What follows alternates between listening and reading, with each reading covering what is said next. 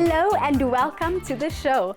Today we're embracing sustainability and style, and no artist embodies style quite like Bulumko Mbete. The 2023 Absa L'Atelier Gerard Sekoto Award winner's work explores memory, inheritance and identity. Now she is back in South Africa for her solo exhibition, Like the Sky, I've Been Too Quiet, at Gallery Momo in Johannesburg.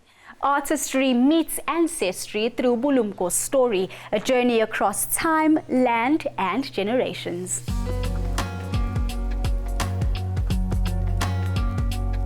In 2024, we're celebrating 20 years of the Absa L'Atelier Gerard Sekoto Award, and you have been so impactful in your time here. Tell me, how has this award highlighted your work and also your experience? I think it's been really amazing just because Gerard Sekoto is one of the first South African artists we learn about in school. And so for me, it's been really inspirational in that it's given me the confidence, the trust in the process of making, and also just like really inspired me to continue on the path and also kind of be impactful beyond just myself and the work that I do. You have a solo exhibition right here at Momo Gallery.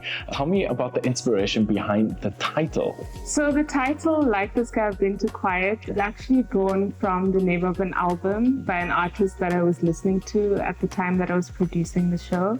And the title really resonated with me because I'm speaking about like the journey that my grandfather took prior to passing on, and thinking about that road trip in 1997, post-democracy. And I guess this experience that I hope would have been liberating for him to kind of like travel the country and be able to explore areas that he hadn't before, you know. So the album title, which became the name of my show, speaks a lot to like thinking about spirit, thinking about stories, thinking about how we pass things down. And yeah, I mean like thinking about the sky and ancestry.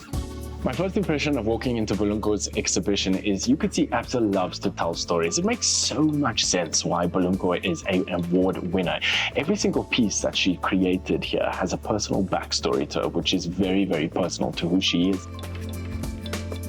This installation is titled In Our Mother's Gardens, and it thinks about the relationships between mothers and daughters, mothers and grandmothers, and thinking about how my making practice has come from them and how they use like textile objects as gestures of love within the family, and the knowledge that comes through learning to bead and the act of beading, and also these objects that we make as objects of divination. So thinking about like knowledge that gets passed down. Tell me a little bit about the beadwork here that you have on the center. So in terms of this, within my work, I also think about like migration within my family and what the migration means within South African history and why people migrated. This line is kind of tracing the migration in my family, and within this room, I've kind of documented different people's routes of migration, and this one over here is my own. This addresses the last home that my mom lived in Cape Town. And so thinking about tracing memory, tracing migration. And so there's like different ways in which I use line, and the beads kind of speak to that. And this is my mom's migration line. The piece behind you is one of the first pieces a part of your exhibition. Give me the story behind it. So this is from the body of work within this exhibition called Earth Song, Earth's Time.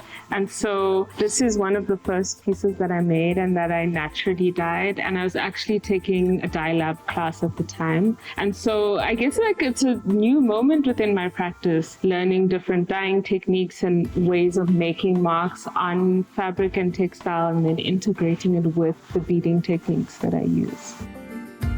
One thing I love about Absa is that they really highlight stories that matter. How does it feel to be an artist that is seen by such incredible big corporations? I feel incredibly supported and really validated in being able to know that my career has a path, has a trajectory. It's really helpful to know that there are places that you can go to for support to execute ideas and to explore things that many of us are thinking about.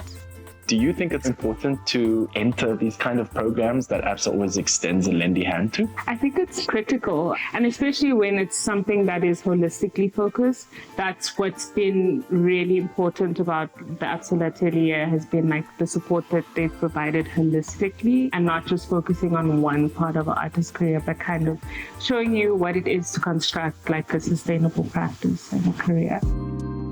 Bulumko, thank you so much for having me at this incredible exhibition. What I can say to you is I feel the spirit of your family in this room, and you can see that all the pieces that you created really ties into the beautiful artwork that you're representing yourself as an artist. Thank you so much. I appreciate your time. Bulumko is weaving new narratives in African art that is really grounded in heritage and so much culture. And through platforms like the Absa Atelier, Absa always reminds us that your story really matters.